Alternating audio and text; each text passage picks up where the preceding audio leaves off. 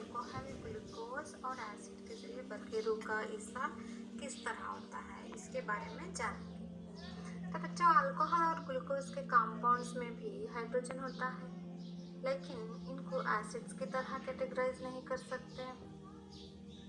तो इसको हम एक एक्टिविटी के जरिए प्रूव करेंगे। तो इसके लिए हमने यहाँ पर बीकर या फिर ग्लासेस का इस्तेमाल करेंगे। तो हमने यहाँ पर 3 ग्लासेस लिए हैं कांच के, और एक में हमने ग्लूकोज का महलूल लिया है, और दूसरे इसमें हमने अल्कोहल ली है, और तीसरे इसमें हमने एसिड, कोई भी एसिड, जैसे कि हमने यहाँ पर सल्फ्यूरिक एसिड लिया है और इसको हमने डाइल्यूट भी किया है। और फिर हम लेंगे एक बैटरी और इस बैटरी को वायर और बल्ब से जोड़ेंगे। वायर का एक सिरा जो एनोड से कहलाता है और दूसरा जो सिरा है वो है कैथोड। तो इस तरह से हम है ना एक सर्किट बना लेंगे। अब हम सबसे पहले ग्लूकोज के महलूल में बखेरू यानी करंट को गुजारेंगे। तो देखते हैं कि यहाँ पर बल्ब ग्लो नहीं कर रहा है। और फिर हम दोनों एनोड और कैथोड के दोनों सिरों को पानी से अच्छी तरह से वॉश करेंगे। और फिर हम अल्कोहल के महलूल से बखेरू को गुजारेंगे। तो यहाँ पर भी बल्ब ग्लो नहीं कर रहा है।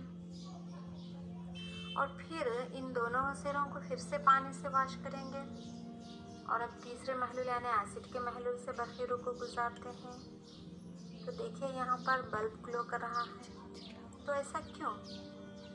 ग्लूकोज के महलूल से और अल्कोहल के महलूल से बखेरू गुजारने पर भी बल्ब ग्लो नहीं करा, जबकि एसिड के महलूल से बखेरू को हम गुजारते हैं तो बल्ब ग्लो कर रहा है।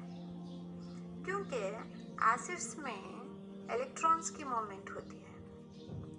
तो यहाँ पर हाइड्रोजन आयंस क्या होते हैं? फ्री होते हैं। तो हाइड्रोजन आयंस फ्री होकर मूव करने लगते हैं, जिसकी वजह से इलेक्ट्रिसिटी या फिर बखेरू का इसाल होता है और बल्ब क्या है ग्लो करने लगता है।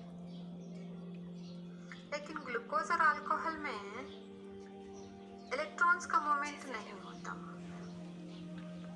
क्योंकि ये कंपाउंड्स अपने एलिमेंट्स के इलेक्ट्रॉन्स के दरमियान क्या करते हैं? शेयरिंग करते हैं। इलेक्ट्रॉन्स वहाँ पर क्या होते हैं? शेयर करते हैं एक दूसरे एटम्स के दरमियान, एटम्स में रहने वाले इलेक्ट्रॉन्स, जिसकी वजह से हाइड्रोजन आयंस फ्री नहीं होते और इलेक्ट्रॉन्स का मूवमेंट भी नहीं होता और इलेक्ट्रिसिटी भी, बखेरू का भी इसाल नहीं होता, जिससे बल्ब यहाँ पर ग्लो नहीं कर रहा। तो बच्चों, इस तरह से अल्कोहल और ग्लूकोज में हाइड्रोजन के होते हुए भी वो इलेक्ट्रिसिटी को या फिर बखेरू को इसाल नहीं करते।